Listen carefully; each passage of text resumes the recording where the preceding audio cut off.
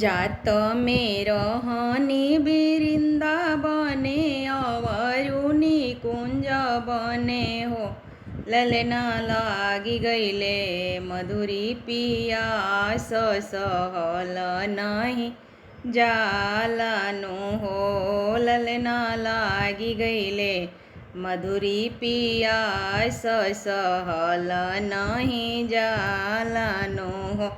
ललना चारी चूरू अपनिया पियलो गर्भवा रही गईले नो हो। भैया बैठे ले जेवनरिया भौजैया लैया लावेली हो। ए स्वामी रावर बहनी खेलवाड़ी चेली कसे लो भैली गर्भवा रही गईले नो हो। हंसी हंसी भैया बोलावेले बहनी के। हंसी हंसी भैया बोलावेले अपना भीर बैठावेले हो। बहनी कवना चेली कसे बहिनी कावाना चेली कसे लो भइलु गर्भवा रही गईले नो हो। जात में रहनी वृंदावने अवरुनी कुंज बने हो।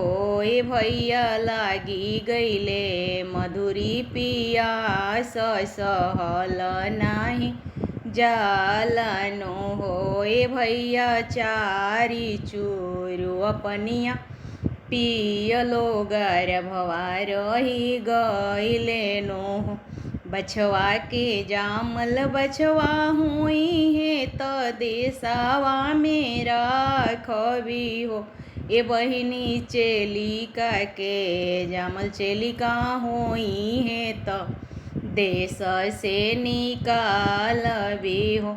घरी राती गईले पहर राती अवरु पहर राती हो। ललना जामी गईले बछवा छबीलवा दोअरवा खोटवा बान हो। बहिनी चलेली ससुररिया तो भैया से अरज करे हो। ए भैया ओरिए ओरिए बछवा चरई ह भय नवा कही बोलई हनो हो। ए भैया ओरिए ओरिए बछवा चरई ह भय नवा कही बोलई हनो हो।